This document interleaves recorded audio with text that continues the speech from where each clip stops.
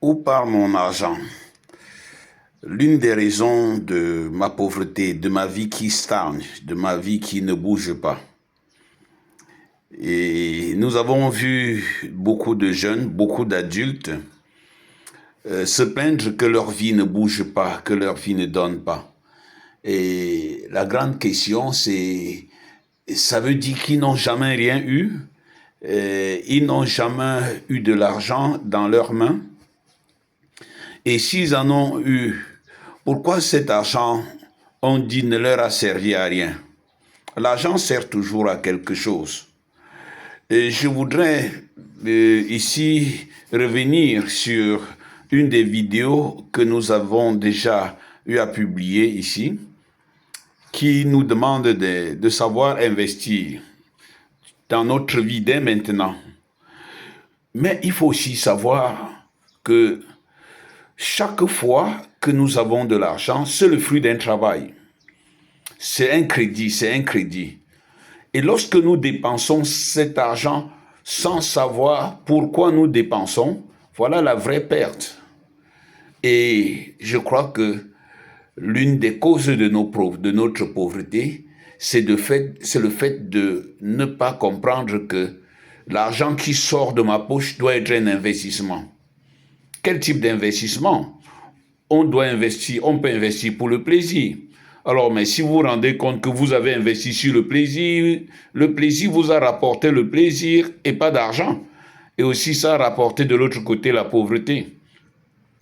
Je fais cette vidéo comme ça au mois de juin. C'est la période où beaucoup de personnes mettent les arbres fruitiers à terre. Quand vous allez acheter 10 arbres fruitiers, c'est 15 000 francs, 20 000 francs pour 10 avocatiers greffés.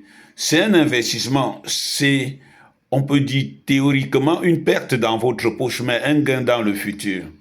Alors donc, pensez souvent à investir pour le futur et de temps en temps investir moins pour le plaisir. Nous regardons beaucoup de films occidentaux et malheureusement, ces films nous montrent le plus des personnes qui jouissent.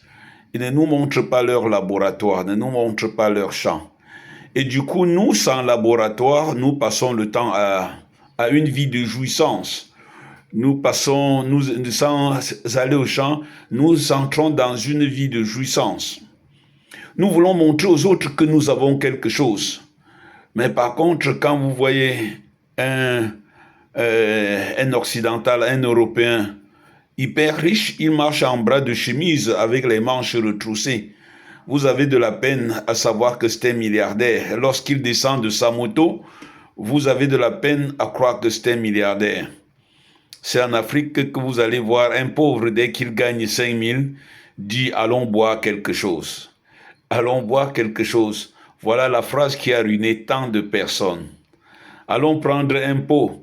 Voilà la phrase par laquelle beaucoup de personnes ont annulé les efforts, ont mis les efforts dans le trou.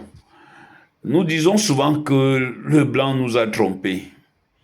Est-ce que c'est le blanc qui nous envoie tous les jours acheter ce dont nous n'avons pas besoin, acheter des vestes très chères, ne boire que du vin très luxueux, au Giscou, au Médoc, dans un pays où le voisin ou bien 10 personnes vont bousculer une flaque d'eau pour se désaltérer. On boit du haut Médoc, on boit du haut Giscou.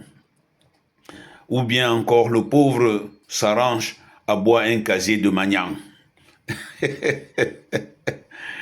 La pauvreté est une malédiction.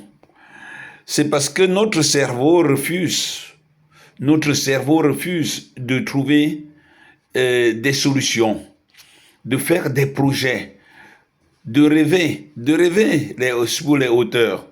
Et quand on rêve une hauteur, on doit commencer à grimper. Si la vie c'était 2000, 3000 marches d'escalier, vous restez au bas de l'escalier et vous dites « j'aimerais arriver en haut ».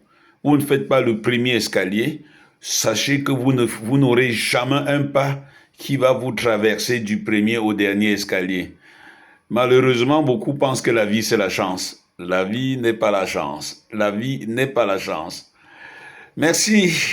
Abonnez-vous à notre page, laissez un message. Ça nous encourage aussi.